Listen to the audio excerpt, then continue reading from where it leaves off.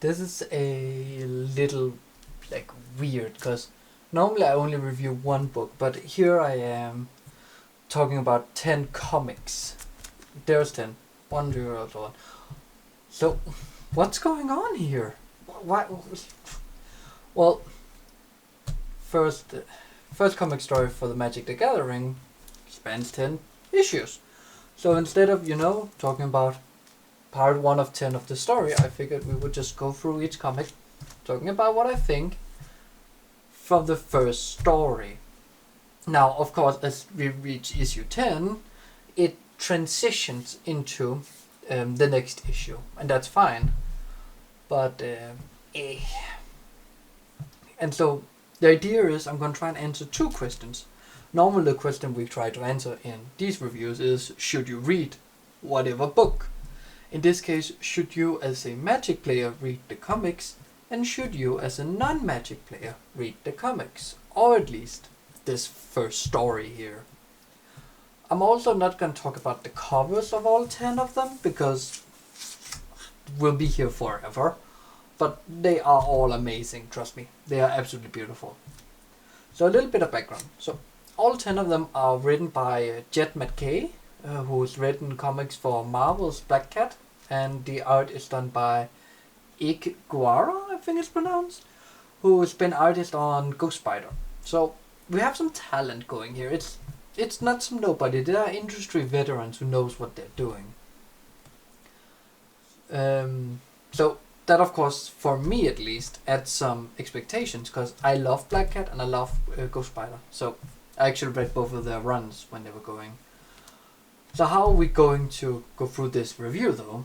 Well, I'm going to go through each of the 10 comics individually and say my thoughts about them, and then conclude by answering our 2 questions. Now, do be aware, some comics I will have more to say about than others, because some of them might not be a lot. Others, I'll have a lot. You'll see. It depends on the comic issue. So, anyways, let's get into. This is the first issue in this series and is responsible for the base world building that we'll be working with here. And all the following issues will be expanding on what is said in this one. And that's a monumental task, and especially when you're thinking about, it's a comic, so they're really, really, really thin. As you can see, the camera can barely pick up the thickness. But I think it does a pretty good job at it. It gives just enough world building for all the Magic planes, so that new readers understand how this world or universe or multiverse, as I think it's actually called, works, and also gives enough of the planeswalkers to show how much is going on, that a new reader who doesn't know the world of Magic is not going to be left in the dark. But a fan of Magic the Gathering, or even someone who actually reads lore and so on, will not just be like, whatever, I know. It just hits the sweet spot to me. So, our main characters are Vraska, Sal, and Kaya. And, I mean, it's actually really, really smart choosing, because you could have gone with people like Jace, who's on the cover, because he is in the story. But by going for like Sal, Vraska, and Kaya, who are not the most used planeswalkers, almost popular, like Jace, Chandra, or Ajani are very, very popular, it allows for a smaller story, and it just fleshes out something for both Magic the Gathering fans and new readers without dumbing it down for anyone. And I mean, the story itself is pretty simple. It's an assassination plot on all 3 of them, and so it just sets up a mystery-esque plot, and it works. It's pretty good. So yeah, that's my thought on issue 1. It's a pretty good start. In this issue we get more world building with the guilds of Ravnica, and we learn how they operate and all the fun stuff. It's pretty neat, it's pretty simple, it gets to the point, and that's all we need for the world building. We don't want in our second issue of the story for the lore to be expanded too much, especially if you are new to the world of Magic. You want just a little more, just get, in this case, our main plane of Ravnica explained a bit more, but not so much that you're just gonna be like, whoosh, gone. So, the story itself does move along with Jace being a target, and how the question then changes from like were Sal, Kai, and Vraska even the targets originally, and it also builds on the chemistry of our three main characters, and it's pretty good and it's fun, and they have a lot of banter, and it feels genuine, it feels fun, and yeah, I'm excited to read more.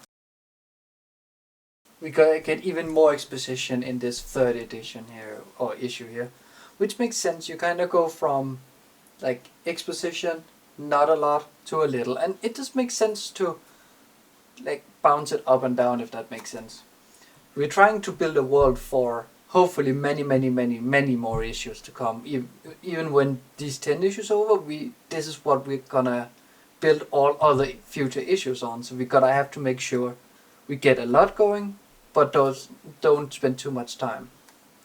And we do get a lot in this one. And for this specific one here, it might actually be just a tiny bit too much.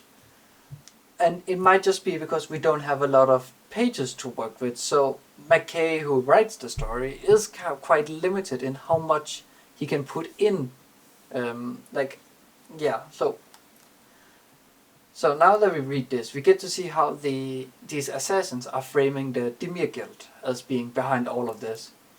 But this isn't secretive enough to be the Dimir Guild. So who is behind this? And since the Dimir themselves were attacked, who were behind attacking 4 of the 10 guilds and Jace? And why not all the other guilds? Why specifically those 4? I mean, you could answer the first 3 being the leaders are planeswalkers. But the Dimir is not led by a planeswalker. Let's get this back in frame. So, what's going on here? I guess we can only say the mystery does continue. When it comes to issue 4, it's the one I have the least to say about. We basically just learned there's some kind of guard behind this. And as I read this, my prediction were Nicol Bolas, and given Tesseract, another planeswalker, is on the front page, I'm very curious to see, what his role is going to be. But overall, I don't have a lot to say. The story was decent, it's a lot of background, it's some more world building, but this is more specifically for the story, so I guess that's a good thing. But otherwise, that's it. So in this issue, we expand on our learned amount of planeswalkers, because in issue 5 we get to meet Teferi and Jaya, who are both planeswalkers, and this is so much fun. I love it. But I really like we get to see so many planeswalkers in this story. And we also get to see so many of the different planes. But we don't stay on each plane long enough for it to be a drag. We always go out, return to Ravnica, more or less in the same issue, or at least close to. And I think that's just enough to show the variety of places and story we can get, so it's kind of almost a sequel bait, we can call it. But without taking focus away from what we want to happen. And it doesn't make me want to put this issue down, on the contrary. Now, I was wrong about who the guard was, and I am actually quite happy about that. I do believe Merit Large is created for this story, and I think that's a good thing. I think the first one here should be something simple and not too difficult. So, yeah, I think we... So far, Jed McKay and Iguara has hit it pretty well with both making sure the artwork is awesome, consistent, and the story is consistent, and the two things fit each other. This 6th issue here is pretty much just one big flashback to when Jaya was a young little girl. Well, not little girl, well, just a young one.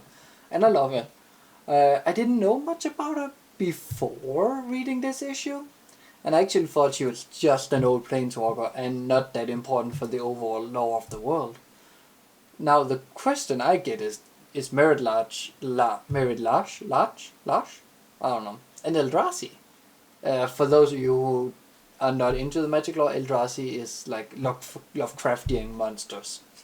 So because the way they are drawn out with the tentacles and all, it's kind of Eldrazi-esque. I'm gonna put one of them, like Emrakul or whatever, of the Eldrazi on the screen, so you get an idea of what I'm talking about. Otherwise, I got nothing to say. It's a great flashback, it's fun, it expands the world, but I don't know. It's also a bit much to just spend an entire issue on a flashback, but then you compare it to like when a book does 10-15 pages and it's kind of the same. So I don't know. Maybe it's just because looking at it like this, it's 1/10 of your like issue run story, but it also explains a lot. It's not like a random unnecessary flashback, so probably in the end it's gonna be fine. Now this is epic. I love this one. It's so fun. It's a giant full-scale one Ravnica. And it's just so fun, and we can feel all the pieces in this stories just falling together now. And going back to issue 6, it actually is really good to have this full flashback, because it allows the 7th issue here to just go batshit crazy with the storyline. And it's just so much fun. The chaos, it's so chaotic. It's good. It's that's a good one. And it's also really good because the 6th issue were a bit low on, the story-wise storytelling, so it's great to see it picked up in the 7th issue. The plot thickens a lot, but there is a little problem with the story. We know Jace is not gonna die. He's too important for the full-scale magic lore. So it would probably have been better for it to be a minor planeswalker. This would at least create some urgency for a reader of that who's already a fan of Magic the Gathering, who probably already knows who Jace is. Of course, if you are a new Magic Gathering reader and doesn't know anything about the lore of Magic, I suppose the urgency is still there, but it kinda eliminates it a little. However, it also removes some. If we change Jace to, I don't know, Gideon? He's also quite important. Vivian, I suppose? Yeah, let's say Vivian. It removes some of the urgency Vraska has. And that's because she has right now 2 reasons for wanting this entire debacle to be finished the best way possible. So if you change Jace away, you remove one of Vraska's 2 reasons, which would be fine, but just having this connection with Jace and Vraska, it just gives it the story that much more depth and just gives Vraska that much more character.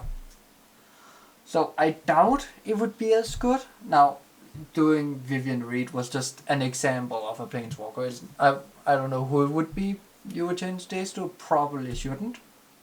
It's probably best. But let me be honest here. Before I started reading any of all of these here, I wasn't a fan of our main characters. I mean, I knew who all of them were and all that stuff, but I didn't care much for them. But so far reading this has changed my mind quite a lot. I like all 3 of them. They're funny, they're goofy, and the chemistry is great. They have fun moments together, but also individually. It's just, it's so good. Now we get to see so many planeswalkers, and I love it. It's so good. I play Magic myself, mainly the format Commander. And seeing all the planeswalkers I used to play with and, make super friend stakes with or whatever, just come together to fight this giant battle, I love it. It's just so much fun. It also works great with showing just how, again, epic and huge this world is. Again, without overloading the reader. It's like Jed McKay keeps going, look at this, look at this, look at all this cool stuff we can go into. But you don't feel overwhelmed. I think it's mainly because we've seen most of them already in the previous issues, at least slightly, and now we just get some more of them. Now, in order for the ending to feel great, McKay needs to incorporate something that makes all 3 of our main characters feel unique and important. This is done wonderful. Given the story is short, 10 comics, it's not that long, it's a sweet plan, and it does get to show off how such different people can work together and like some key aspect of their personality. Now something that is great we do get to see is Liliana Vess, who is a major planeswalker like Jace, but typically on the evil side. This is great, since we want to show that not all planeswalkers are good. If the most powerful people in the world are all good, why would we care? So all in all, just adding in just one planeswalker, even though she's working with the good guys, but is typically on the evil side, and you get the feeling that nobody really trusts or likes her, is good. It's just the amount we need for this storyline here. to set up even like potential more plots in future storylines. The final issue for the story is here, and I can comfortably say that Raska and Jace are now some of my favorite all-time couples. They're sweet, and it adds so much character to both of them. Especially Raska, who, from my personal experience and from what I can gather from my local game store, is not exactly the most popular character. The story ending is sad, and not what I expected. I think McKay has managed to wrap it up wonderfully and still leave so many questions unasked. And I can't wait to see what's gonna happen in future issues. So, yeah. Without further ado, let's get to the conclusion. Alright, let's get back to our original 2 questions. If you play Magic, should you read these comics? And if you don't play Magic, should you read these? Let's answer the first questions. Yes, you should. It's great, and it adds a lot of characters to the cards you play with. Now, if you don't play Magic, it gets a little more tricky. I think you would enjoy the comics,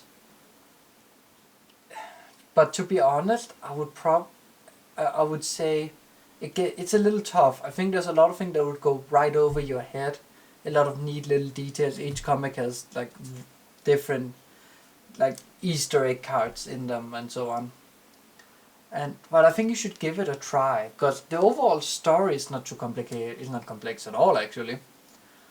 So I think you should try it, but be open-minded and be aware that there will be still, even though I've kept praising this book for not having too much overloading going on, I am biased from already playing Magic and have played in, I'm pretty sure, all the sets that's referenced in this story. I'm pretty sure I've played when they came out.